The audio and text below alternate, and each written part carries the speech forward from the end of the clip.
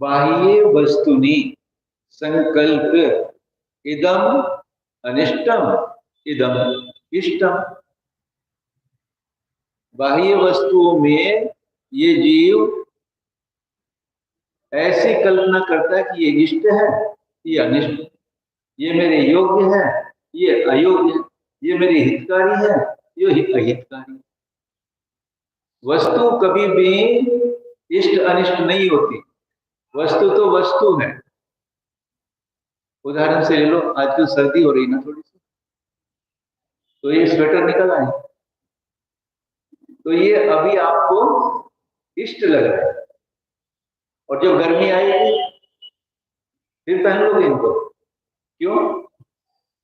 तो कपाट में रख दोगे बंद करके, क्योंकि उस समय पर ये हमें इष्ट नहीं, पर उसमें उसकी गलती है क्या? इस स्वेटर की गलती है क्या बेचारे की? वो तो वैसी वस्तु तो वैसी ही है, इसमें इष्ट अनिष्टपना वस्तु में नहीं है, इष्ट अनिष्टपना हमारी बुद्धि में। एक पत्नी को शादी करके लाए, बहुत इष्ट लग रही थी, और 4 दिन आते के साथ ही कुछ खटपट हो गई, मैके चली गई, तो कैसे लगने लगी? अनिष्ट लगने लगी। अब तो बस तलाक की नौबत आ गई, डाइवोर्स की नौबत आ गई, तो दोनों में ऐसे हो गए। तो ये किसमें हुआ इष्टपना अनिष्टपना? ये हमारे अभिप्राय में इष्टपना अनिष्टपना हुआ, वस्तु इष्ट अनिष्ट नहीं। परंतु ये जीव अनादिकाल से वस्तु को अनिष्ट इष्ट मानकर जैसा उसका स्वरूप है ऐसा अज्ञानवश वैसा नहीं मान रहा उसको। अज्ञात यथात्मका, यथात्मक जैसी वस्तु है वैसी उसको नहीं मान रहा। किस कारण से? अज्ञान के कारण से। यह अज्ञान इस जीव को है कि वस्तु का जैसा स्वरूप है वैसा उसको वो नहीं मान रहा है। इसके कारण से क्या हो रहा है कि यह वृथा एव गम्यस्य असज्य कालम मोहो, अनादिकाल हो गया इसको, और पुनः पुनः यह इन विषयों में आसक्त होकर असज्य वृथा ही काल को गंवा रहा है। यानी जिस पर्याय में जाता है उस पर्याय में भी वस्तु को इष्ट अनिष्ट मानकर और उस पर्याय का नाश कर देता, पूरी पर्याय हमारी निकल जाती है।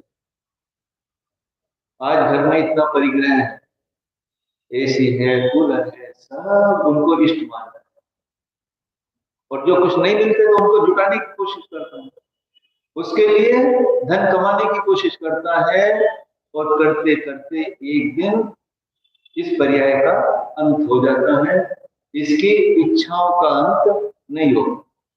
और ये आज की बात नहीं कि इसी भाव की बात, अनादिकाल से यही चल रहा है। देव पर्याय में भी था, इतनी रिद्धियां इसके पास थी, कभी विक्री करके कहीं जा रहा है, कभी कहीं जा रहा है, कहीं कहीं क्रीड़ा कर रहा है, इतनी देवियां मिली, और सुख का काल जाते हुए नहीं पता लगा, एक दिन माला मुरझा गई। अब ये सब सुख मेरे विलीन हो जाएंगे, नष्ट हो जाएंगे, मुझे त्रियंश पर्याय में जाना पड़ेगा, या माता के पेट में जाना पड़ेगा, वहां रहना पड़ेगा। इतने सब विचार करता करता इतना दुखी होता है। देव पर्याय में, त्रियंश पर्याय में गया तो अनेक प्रकार के दुखों का अनुभव किया, प्रत्येक पर्याय में इसने वस्तु को इष्ट अनिष्ट मानकर अपने भव की इतिश्री की, और वर्तमान में भी ये चल रहा है। आज कहीं से बहुत बड़ा कुछ फायदा हो जाए तो देखो कितनी खुशी है। यदि आज व्यापार में अच्छा लाभ हो जाए, बहुत सारा स्टॉक पड़ा था तो निकल गया, पैसे भी अच्छे मिल गए, 2 साल से कोरोना लगा, देखो कितनी खुशी। परंतु उसकी सुध नहीं जिसकी सुध होनी चाहिए थी, उसको देखा ही नहीं इसने, और प्रत्येक भाव को, प्रत्येक समय को वृथा ही ये गंवा रहा है। करते हो ऐसी, कोई यहाँ संसार में रोकने का नहीं आपको कि यहाँ रहने के लिए आपके लिए जगह नहीं, ऐसा कोई बोलने वाला नहीं। जितना मन हो आपका उतने भर रहो। एक बार एक पत्र आया हमारे पास, हम नई नई सीट पे बैठे थे, विजिलेंस की सीट थी। दूसरे आदमी ने उनका जवाब ही नहीं दिया था, आलसी था। हम गए, 2 ही दिन हुए थे, पत्र वहां से हेड ऑफिस से आया, अंदर एजीएम के पास, उसने हमारे how many reminders do you require, समझ गए? आपको कितने रिमाइंडर चाहिए इस पत्र का जवाब देने के लिए? कितनी बार हम कह चुके आपने जवाब नहीं दिया। हमारे पास बैठे, हम तो तुरंत गए थे, हमारे पास तो हमें तो पता है, हम तो अभी 2 दिन, मेरा मतलब कहने का ये था इसका तुरंत जवाब। आपको भी ये कहने का था कि ऐसा ज्ञान आपको कितनी बार मिला, कितनी बार आप समुद्र में गए होंगे, बाह्य वस्तुओं में आप अपनत्व किए हुए हैं, आप कितने बंडर और चाहिए आपको, कब सुधरोगे आप? यदि इस मनुष्य पर्याय में भी नहीं आप सुधरे, आचार्य कह रहे हैं इस पर्याय को भी तो वृथा ही बाह्य वस्तुओं में इष्ट अनिष्ट संपर्क करके कल्पना करके क्यों इस पर्याय को भी गवाना? कुछ भी बाह्य इष्ट अनिष्ट नहीं, सब बाह्य से उपयोग लगा हटाकर निज आत्मा में अपना उपयोग लगा ले, तुझे इष्ट अनिष्ट कुछ भी नहीं पता लगेगा, बस इष्ट ही इष्ट हो जाएगा, कोई तेरा कल्याण। क्यों नहीं ऐसी बुद्धि आ रही है हमारे पास? हम तो यहाँ बैठे हुए भव्य आत्माओं से एक प्रश्न कर रहे हैं, आज ये आया था प्रवचन सार में, ये सम्यक तो आपको मिल गया, उससे भी काम चलने वाला नहीं है। यदि प्रमाद रूप तेरे पास बैठा हुआ है, चोर तेरे अंदर बैठा हुआ है, तो तेरे सम्यक को कब चुरा लेगा? तुझे होश है क्या?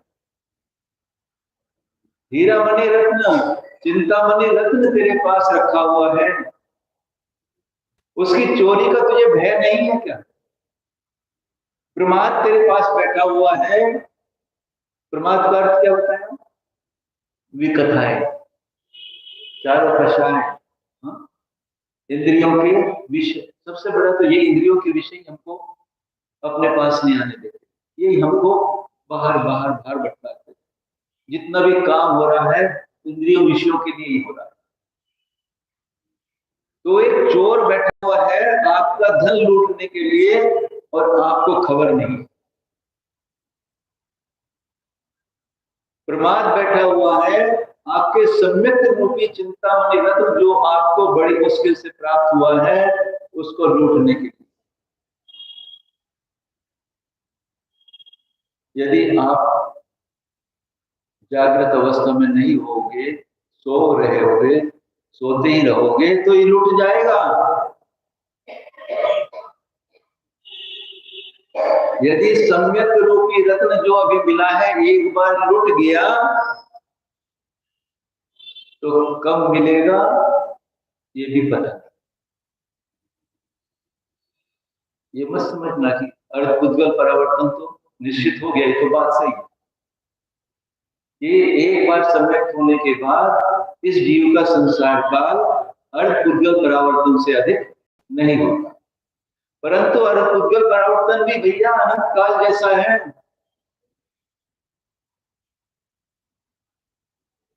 जब हम अंतर मार्ग में तो फिर कब मिलेगा जब उस मोक्ष जाने के लिए एक अंतर्मुक्त समय मिलेगा, उस समय सम्यक होगा और करते करते आप मोक्ष, इतने काल भी तो मिथ्यात्म में रह सकते।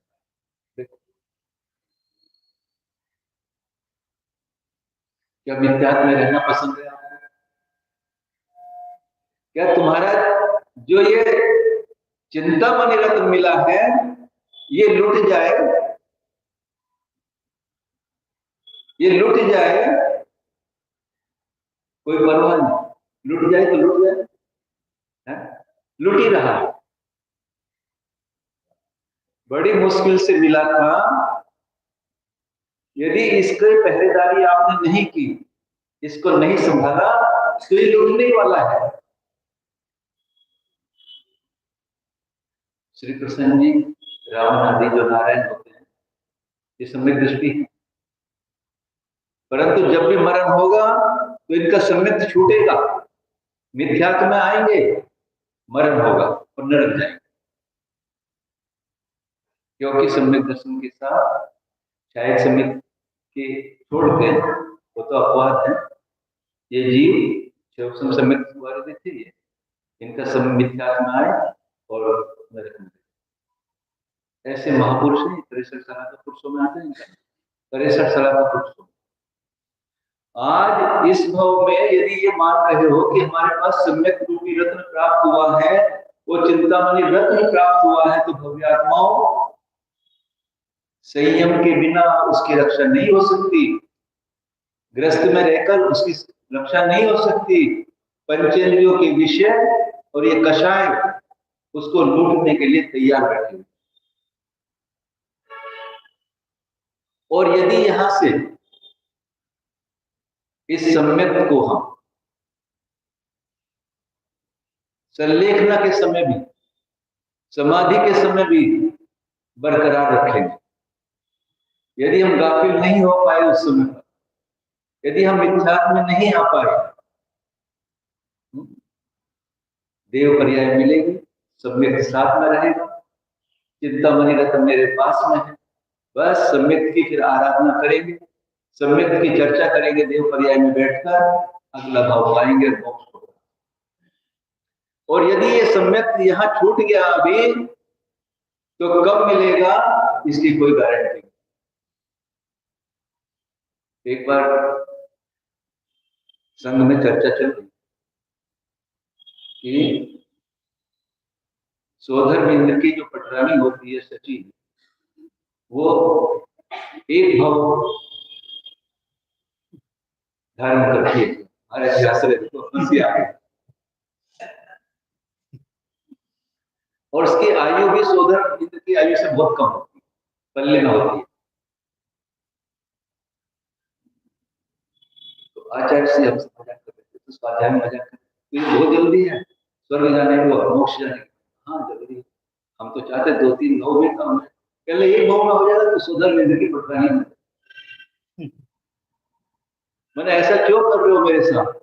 वो तो मिथ्यात्व के साथ जन्म लेगी वहां पर, क्योंकि स्त्री पर्याय सम्यक के साथ नहीं मिल सकती।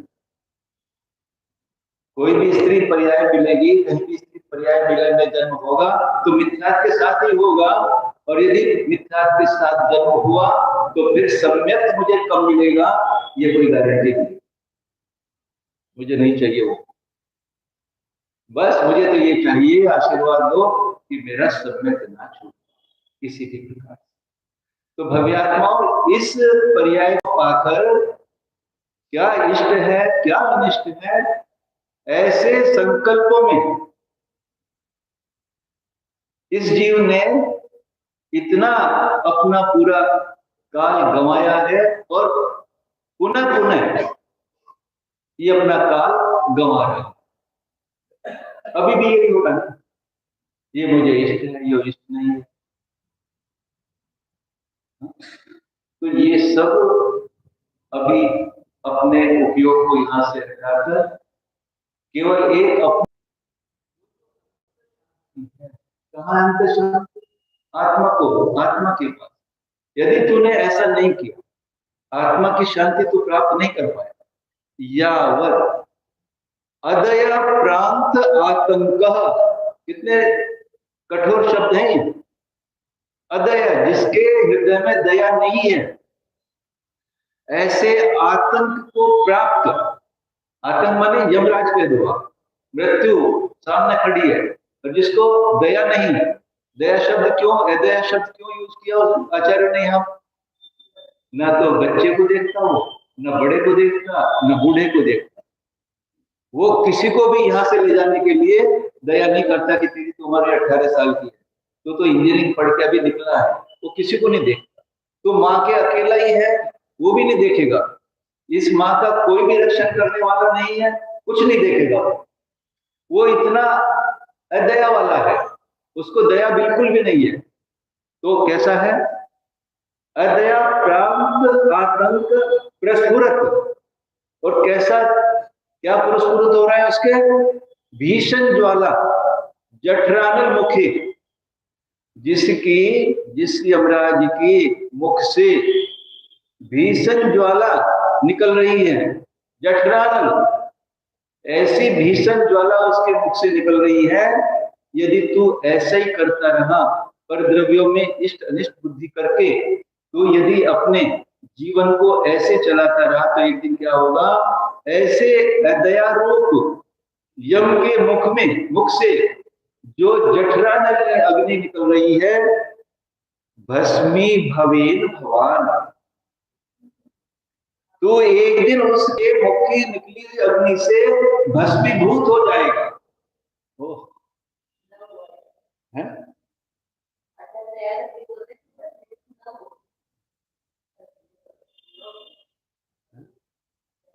भस्मी भवे न भवान, कम से कम अब तो तू समझ जा, उस जठरानल यमराज की मुख से जो अग्नि निकल रही है, तो अब तो समझ, अब तो इस सम्यक रूपी रत्न की रक्षा कर। अब तो इसमें जो अनादिकाल से प्रत्येक भाव को तू भस्मीभूत होता चला हुआ है, अब तो भस्मीभूत मत हो। कैसा लग रहा? कुछ प्रयास, बस यहाँ से जाएंगे, फिर घर के कार्य में, फिर घर के कार्य में, ये इष्ट, ये अनिष्ट, ये अनिष्ट। तो मैं अपनी आत्मा की बिल्कुल भी दया क्यों नहीं आती? ये उस यम के मुख बराबर जाएगी, भाव का विनाश हो जाएगा। और अगला भाव, आर यू श्योर कि मनुष्य भाव मिलेगा? प्रिंसिपल साहब, अगला भाव कौन सा मिलना होगा? मनुष्य भाव।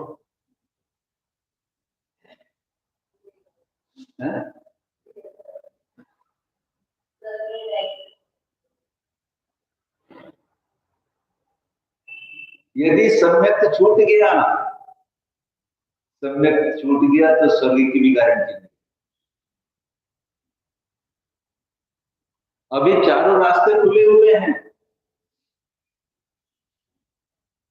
यदि सम्यक हो गया होगा और सम्यक रहा, तो देव हो जाए निश्चित। और यदि मरते वक्त सम्यक छूट गया, चारों रास्ते खुले, फिर कहीं भी जा सकते हो, ये नहीं करता। तो ऐसे अभी चेतो भैया, सब लोग ऐसे एज ग्रुप के हो, हमारे जैसे, हमसे बड़े हो एज ग्रुप में, तो अब कितना बचा है? अब तो प्रयास करो ऐसा कि प्रमाद रूप चोर मेरे सम्यक को ना चुरा पाए। और वो कब कर सकते हो? घर में रहकर। घर में तो लुटेरे बैठे हुए हैं, इंद्रियों के विषय, सारा इतना परिग्रह जो आपकी बुद्धि में प्रति समय इष्ट और अनिष्ट दिखाई दे रहा, वहां रहकर आप अपने इस महान चिंतामणि रत्न की, सम्यक रूपी चिंतामणि रत्न की रक्षा नहीं कर सकते। जहां सम्यक की बाढ़ मिलेगी, संयम की बाढ़ मिलेगी, चारित्र की बाढ़ मिलेगी, तभी इसकी रक्षा हो पाएगी। इसका रक्षा करने के लिए आप आगे बढ़ो। अगला श्लोक पढ़ो।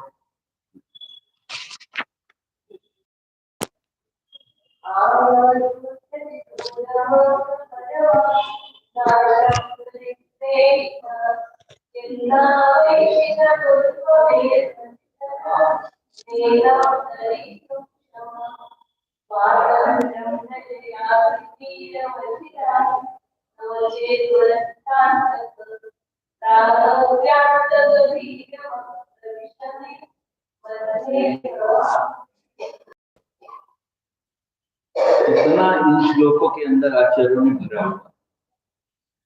आयात अस्य अति दूरम अंग, कैसे? परवान आशा सरित प्रेरित, जो आशा रूपी नदी से प्रेरित हुआ, तृष्णा रूपी जो नदी है हमारे अंदर, उससे प्रेरित हुआ, पराधीन हुआ। परवान यानी पराधीन हुआ, आशा रूपी नदी से प्रेरित हुआ ये जीव। आयात अस्य अति दूरम अंग, आचार्य कह रहे ओहो, उससे प्रेरित हुआ ये जीव आशा रूपी नदी से कितनी दूर निकल आया है। कितनी दूर निकल आया मतलब अनादिकाल से चलते चलते चलते चलते आज ये यहाँ तक पहुंच गया, इतनी दूर तो निकल आया। इतने भावों को पार करता करता, एक चींटी है होंगे, जहां शक्कर पड़ी होगी वहीं पहुंचे। आशा रूपी कृष्ण किसी भी जीव में ले लो, पेड़ पौधों में भी होती है क्या आशा?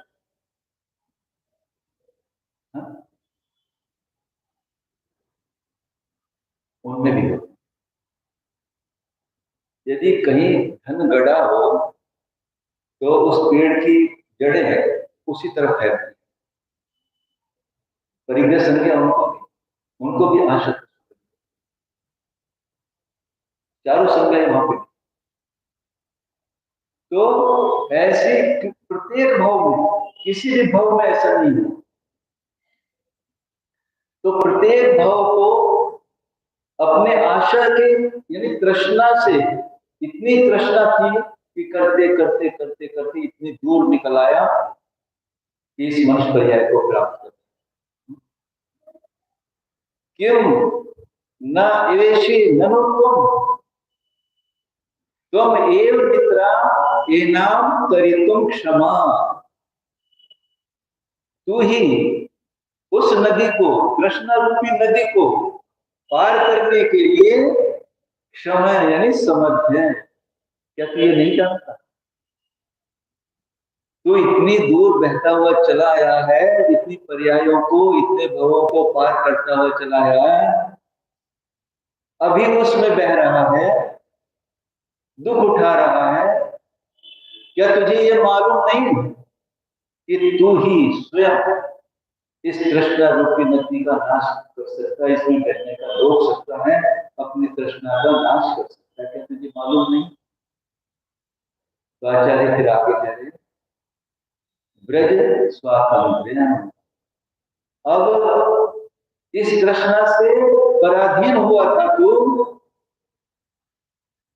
उसका दास बना हुआ था, उसका गुलाम बना हुआ था, पराधीन था। तो पराधीनता में सुख है क्या? कहीं पराधीन सुख में वो सुख नहीं, पराधीनता में कहीं सुख नहीं है। जब तक तू तृष्णा के आधीन बना हुआ है, पराधीन बना हुआ है, तुझे सुख नहीं था और तू बहता हुआ कृष्णा नदी में इतनी दूर निकल आया है। अब स्वतंत्र व्रज, स्वतंत्रता को प्राप्त कर, स्वतंत्र हो, इस कृष्णा रूपी नागिन का नाश कर। यासी चिरम अचिराम, और यदि ऐसा किया तो क्या होगा? यदि तुमने स्वतंत्रता को प्राप्त कर लिया, कृष्णा रूपी नदी का नाश कर दिया, तो यासी तीरम अचिराम, तो उस समुद्र का पार तो अचिरात शीघ्र ही। क्यों नहीं समझ पा रही बात? अभी 2 मिनट को तो समझ में आएगी, या प्रिंसिपली तो हम इसको समझ जाएंगे सिद्धांतिक रूप से, पर इसको अपने अंदर इंप्लीमेंट क्यों नहीं करते हैं? यदि इस तृष्णा का इस आशा रूपी नदी से जो प्रेरित हुआ ये जीव अनादिकाल से बह रहा है, चला रहा है, यदि इसका नाश किया तो शीघ्र ही तो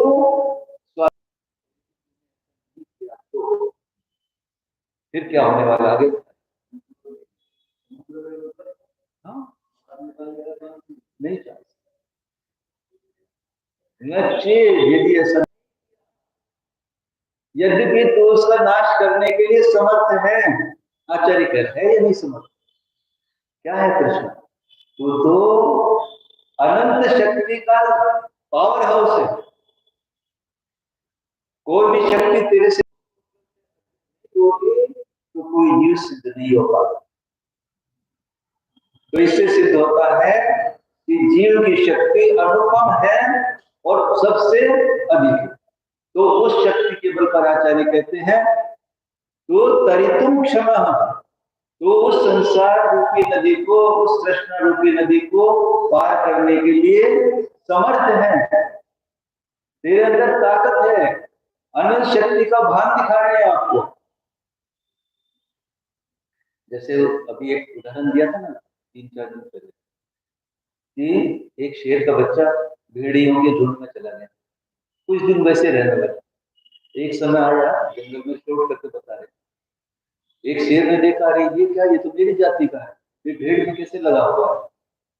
तो वो दोनों एक तालाब पे वो लाया उसको, पानी स्वच्छ था, अपना भी चेहरा और बच्चे का भी चेहरा, शेर के बच्चे का दिखाया, दोनों एक चेहरे दिखे। तब भी उसको विश्वास नहीं आया। तब शेर ने दहाड़ लगाई, देख तू भी दहाड़ लगा, उसने भी जाए दहाड़ लगाई तो सारे भेड़ भाग गए। तब देखा कि देख तू कितनी शक्ति वाला है। तो आचार्य भगवान आपको आपकी शक्ति का भान करा रहे हैं। तो भेड़ियों में, तो भेड़ों में, शीप में, शीप कहते हैं ना इंग्लिश में भेड़ को, तो लायन है, तो शीप बना हुआ है, शीप में अपनी गिनती कर रहा है, तो शीप नहीं, तो लायन। एक बार गरज के देख, देख तेरी कैसी आवाज है। तो आचार्य कह रहे हैं तू तो समर्थ है, अनंत शक्ति का पुंज है, ये तृष्णा वृष्णा तो बहुत छोटी चीजें हैं, तो इनका नाश करने में समर्थ है। तो उस संसार रूपी सागर को पार करने के लिए क्षम है, समर्थ है, तेरे अंदर उतनी क्षमता है। तू स्वतंत्रता को प्राप्त कर, पराधीनता को हटा, पंचेंद्रियों के विषयों में जो तेरी पराधीनता हो रही है उनसे इधर आ। देख क्या है, कहते हैं इंग्लिश में, the storm of the last night has crowned this morning with golden peace.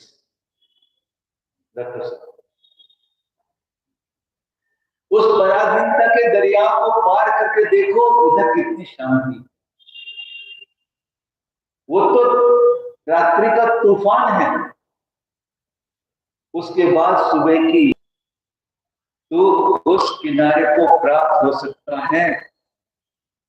अचिरात शीघ्र ही, परतंत्र नहीं है तो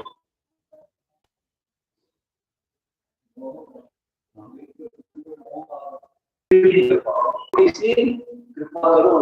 अब आज